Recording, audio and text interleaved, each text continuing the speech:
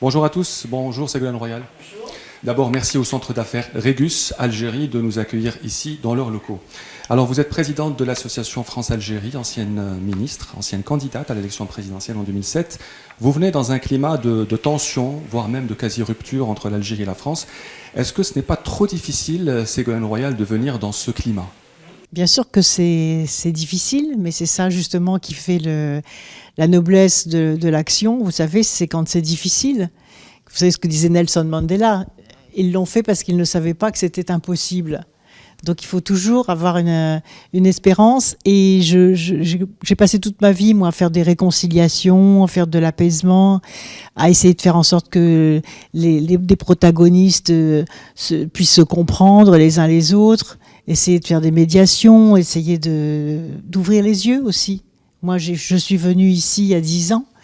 Et l'Algérie a énormément évolué, ne serait-ce qu'écouter l'endroit où nous sommes aujourd'hui, dans cette start-up d'intelligence artificielle, avec des équipes jeunes, dynamiques, excellemment bien formées, donc ça n'existait pas il y a 10 ans, ça.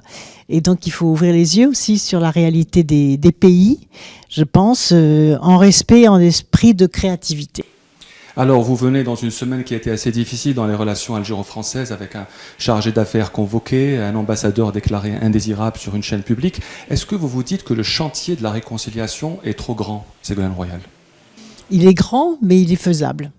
Je suis sûre que c'est faisable. C'est-à-dire que je crois profondément, comme je l'ai dit, que c'est à la France de faire les premiers pas dans la restitution des biens culturels, dans la restitution des archives, dans la restitution du dossier sur les essais nucléaires. La France doit faire cela puisque ça appartient à l'Algérie. Donc ce premier geste, il doit être fait en humilité, en sincérité, en simplicité. Et je suis sûre qu'avec les différents contacts que j'ai ici, et notamment la vision sur le développement économique, parce que tout est lié. Vous voyez, la créativité économique et l'envie d'avancer des jeunes générations des deux côtés de la Méditerranée, c'est aussi une dynamique qui permet justement d'avoir un autre regard positif sur la question mémorielle qui doit justement être traitée pour pouvoir repartir de l'avant sur une base commune.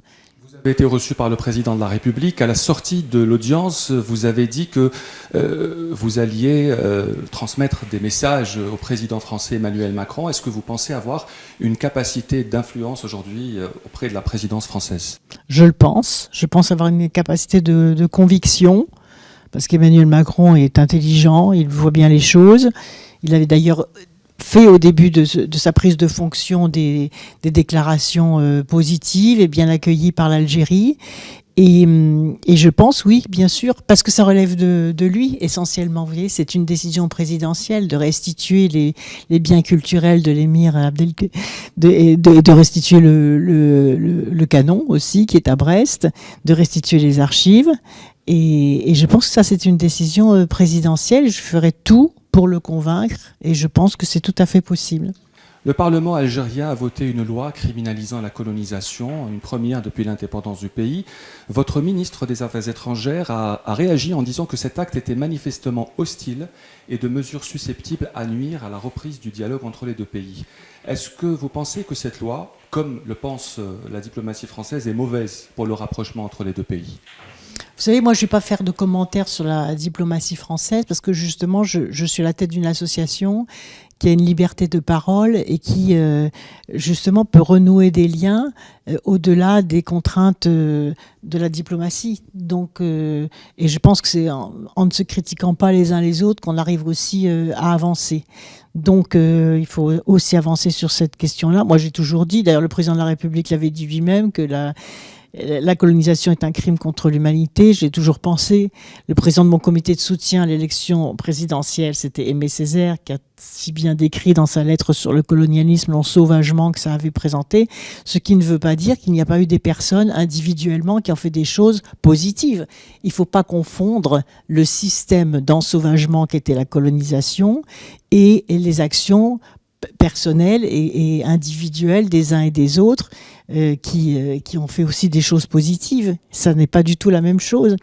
Et par conséquent, Ça ne me choque pas que l'on répète, oui, mais la réconciliation va permettre justement d'être au clair sur les faits, d'avoir une vision partagée de ce qu'a été cette période de douleur, de souffrance et d'oppression pour l'Algérie, pour justement reconstruire sur le plus jamais ça.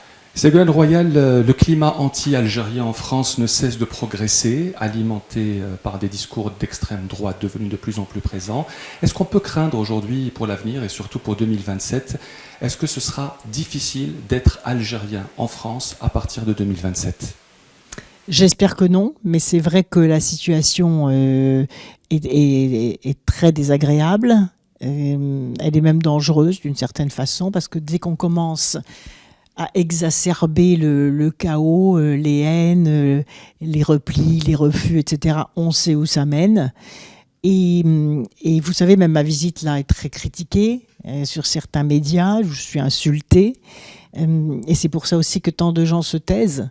J'ai suffisamment peut-être d'expérience pour pouvoir avoir un courage dans la prise de parole, parce que je crois que ce que je dis est juste et que ce que je dis est humain. Ce que je dis est bon pour la France.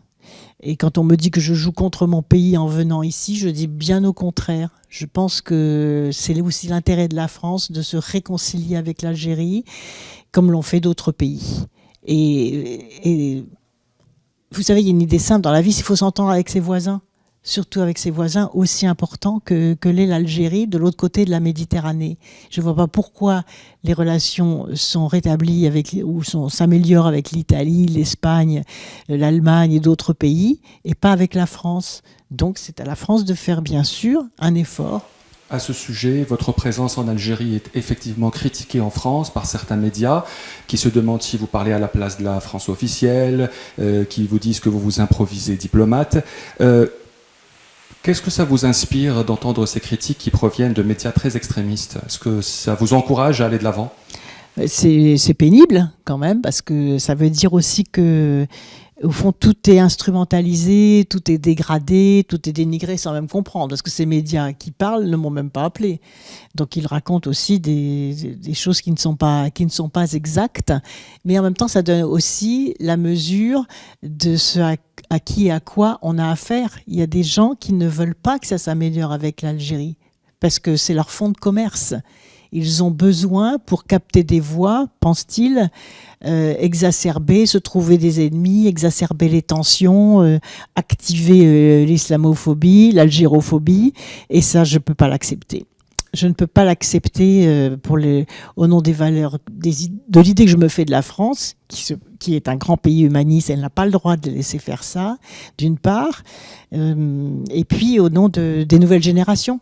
Parce que vous savez, tout pays quel qu'il soit, ou tout parti politique quel qu'il soit, ne devrait penser qu'à une seule chose: comment est-ce qu'on peut aider et se mettre au service des nouvelles générations. Et les nouvelles générations, elles ont besoin de cette réconciliation. Elles n'ont pas connu cette époque, mais elles ont besoin de cette réconciliation, parce que même quand on n'a pas connu des épreuves, des violences, des douleurs, elles sont transmises inconsciemment. Donc, aussi pour les jeunes générations qui n'ont pas connu cette époque, on pourrait dire, bah non, passons à autre chose. Non, il faut régler les problèmes pour que ça soit résilient.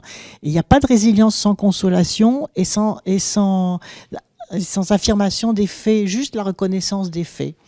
Et ensuite, on pourra en effet passer à autre chose. Ma dernière question, Ségolène Royal, elle vous concerne vous, parce que depuis votre arrivée, il y a une question qui fait le tour d'Alger. Est-ce que Ségolène Royal est candidate à la prochaine élection présidentielle en France ?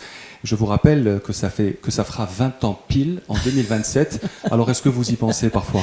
Non, et puis de toute façon, vous savez, rien ne serait pire que de lier une question de politique intérieure française à mon voyage ici. Au contraire, vous savez, si les gens sont si prudents et parfois si un peu lâches, il faut le dire, vis-à-vis de ce qu'il faudrait affirmer, c'est bien parce qu'ils pensent perdre des voix. Donc ça n'est pas mon cas. Je crois que ce qui est important dans la vie, c'est être au clair avec sa conscience, c'est de ne pas regretter de ne pas avoir fait. Vous savez, on regrette souvent plus de ne pas avoir fait que d'avoir fait. Donc moi, je fais les choses dans la position qui est la mienne, que je n'ai jamais demandé. L'association est venue me chercher. J'ai accepté, je sais que c'est difficile, et je parle avec ma conscience, mon expérience, et l'idée que je me fais de l'humanisme. Et vous êtes une femme résolument de gauche, Ségolène Royal. Oui. Est-ce que vous pensez que la gauche française a des chances de remporter l'élection présidentielle de 2027 et de revenir au pouvoir? Je ne sais pas. Tout est tout. On ne sait pas quelle sera la situation à ce moment-là. Les choses vont très très vite. Ce qui est important, comme dans toute échéance politique, c'est d'être capable de dessiner un horizon enthousiasmant. Et donc, ça relève de la responsabilité de chacun. Il n'y a plus d'automatisme. Vous voyez, à chaque fois, il faut reconstruire une pensée en étant fidèle à ses racines pour pouvoir entraîner. Sinon, les gens vont se détourner du vote, vont s'abstenir. Et dans une démocratie, c'est très important que les gens viennent voter. Merci Ségolène Royal d'avoir répondu Merci à nos à questions. Vous êtes ancienne ministre, présidente de l'association France-Algérie, et merci à Régus Algérie de nous avoir accueillis chez eux. Merci à vous.